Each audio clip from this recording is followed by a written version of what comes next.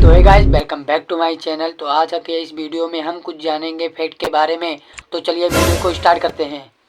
अगर आप यहाँ के स्कूल्स में ऐसे पेन लेके जाते हो तो भाई आपकी खटिया खड़ी होने वाली है। पर यहाँ के स्कूल्स में ऐसा क्या है कि आप खुद बोलोगे कि यार मुझे घर जाना ही नहीं है। कोई ऐसे स्कूल हैं जो इंडिया से कहीं ज्यादा अलग हैं। तो वीडियो को पूरा देखना और वीडियो को 3 गिने तक लाइक कर दो यार, क्योंकि बहुत मजेदार वीडियो है। 1 2 3 लाइक कर दिया तो स्टार्ट करते हैं। Number 1, Finland. आपके स्कूल में कितनी देर का ब्रेक होता है? यूजुअली इंडिया में 15 से 20 मिनट तक का ही ब्रेक होता है, वो भी बस दिन में एक बार। लेकिन फिनलैंड में ये चीज काफी अलग है। फिनलैंड में ऑलमोस्ट 3 बार ब्रेक मिलता है एक दिन में, यानी कि इनको टोटल में 75 मिनट्स ब्रेक मिलता है एक दिन में। यहाँ के लोगों का मानना है कि अगर छोटे बच्चे पढ़ते हुए खेलेंगे नहीं तो वो अच्छे से याद नहीं रख पाएंगे, इसलिए उन्हें हर एक घंटे की पढ़ाई के बाद 15-20 मिनट का ब्रेक दिया जाता है, जो टोटल मिलाकर 75 मिनट का होता है, जिसमें बच्चे खाना खा सकते हैं और बाकी ब्रेक में खेल सकते हैं। और यहाँ पर होमवर्क को भी खेलने से कम इम्पोर्टेंस दी जाती है। Number 2, Norway. जब आप ग्रेजुएशन करते हो तो यूजुअली ग्रेजुएशन पार्टी हर स्कूल में दी जाती है, लेकिन नॉर्वे जैसी ग्रेजुएशन पार्टी कहीं नहीं होगी, क्योंकि यहाँ पर ये पार्टी 3 हफ्ते तक चलती है। एग्जाम से पहले 3 हफ्ते के लिए ये पार्टी शुरू रहती है और कुछ न कुछ इवेंट्स और फेस्टिवल आते रहते हैं। इंडिया में एग्जाम से पहले फेयरवेल होता है, बिल्कुल वैसे ही यहाँ काफी लंबे फेस्टिवल शुरू हो जाते हैं, जिसमें बच्चे मिलकर पुरानी कार या फिर पुरानी वैन खरीदते हैं और फिर उसे डेकोरेट करते हैं। Number 3, Thailand. यहाँ की स्कूल काफी ज्यादा फ्रेंडली है, जिस वजह से कई लोग ये भी कहते हैं कि यहाँ के लोगों में डिसिप्लिन कम है। यहाँ पर ऐसी कोई बात नहीं है। यहाँ के लोग स्कूल्स को कुछ इस तरीके से अप्रोच करते हैं। सबसे पहले यहाँ पर सारे बच्चों का मैंडेटरी हेयर कट होता है, लड़कों लड़कियों के लिए अलग अलग। और उसके बाद स्कूल यहाँ पर काफी ज्यादा केओटिक होता है, जिस वजह से वेस्ट से आने वाले लोगों को लगता है कि ये काफी इनडिसिप्लिन है, लेकिन ऐसी बात नहीं है। यहाँ पर तो लोग क्लास में ही फोन भी यूज कर सकते हैं, यहाँ तक कि फोन कॉल उठाकर बात भी कर सकते हैं। और यहाँ पर यूनिफॉर्म तो है, लेकिन क्लास और हॉलवे में कई बच्चे जूते या चप्पल पहनते ही नहीं, ये यहाँ पर नॉर्मल है। Number 4, United Arab Emirates. यहाँ की ज्यादातर स्कूल में एक सेग्रीगेशन होता है, जिसकी वजह से जेंडर को अलग अलग बिठाया जाता है, यानी कि मेल और फीमेल को साथ में नहीं बिठाते। बाकी जो जेंडर है उनको कई सारे अरब के स्टेट्स में वैलिड ही नहीं माना जाता। अब इसके बारे में और डिटेल में नहीं जाएंगे, क्योंकि ये काफी कंट्रोवर्शियल टॉपिक है। Number 5, south Korea. यहाँ पर एक्सीलेंस को सबसे ज्यादा इंपॉर्टेंट माना जाता है और इसी वजह से यहाँ पर बच्चे घर से ज्यादा स्कूल में रहते हैं। नॉर्मली स्कूल 5 से 6 घंटे का होता है और कॉलेज डिपेंड करता है कि आप कौन सा कोर्स कर रहे हो, और ये लगभग पूरे ग्लोब में सिमिलर होता है, सिवाय साउथ कोरिया को छोड़कर। यहाँ पर एक बच्चा अपने दिन का 24 से 16 घंटा स्कूल में बिता देता है। वो ब्रेकफास्ट और लंच दोनों स्कूल में करता है और वो डिनर के लिए घर जाते हैं, लेकिन उसके बाद एक्स्ट्रा क्लासेस या फिर ऐसे सब सिचुएशंस के लिए उन्हें फिर से स्कूल आना पड़ता है, और कई बार तो वो स्कूल में नैप लेते हैं। यहाँ पर अलग से जगह होती है जहाँ बच्चों को 1-8 घंटे के लिए सोने भी दिया जाता है। Number 6, United kingdom. अब नॉर्मली हर जगह पर स्कूल सुबह के 6 से 7 बजे शुरू होते हैं और लंच टाइम तक खत्म हो जाते हैं। और कुछ ऐसे देश हैं जहाँ पर डबल शिफ्ट में स्कूल चलती है, जिसमें से एक इंडिया भी है, जहाँ पर 2 शिफ्ट होते हैं, एक मॉर्निंग बैच और एक आफ्टरनून बैच। लेकिन ये वेस्टर्न कंट्रीज और यूरोपियन कंट्रीज में नहीं होता। वहाँ पर बस एक स्कूल टाइम होता है सुबह के 7 बजे से और आफ्टरनून तक, और इसीलिए सारे बच्चे इस चीज से रिलेट कर पाते हैं कि उन्हें स्कूल के लिए सुबह जल्दी उठना पड़ता है, सिवाय यूनाइटेड किंगडम के। यहाँ पर स्कूल यूजुअली 10 से 11 बजे से शुरू होकर मिड आफ्टरनून तक खत्म होता है, यानी कि बच्चे मस्त आराम कर सकते हैं। यार नॉर्मल स्कूल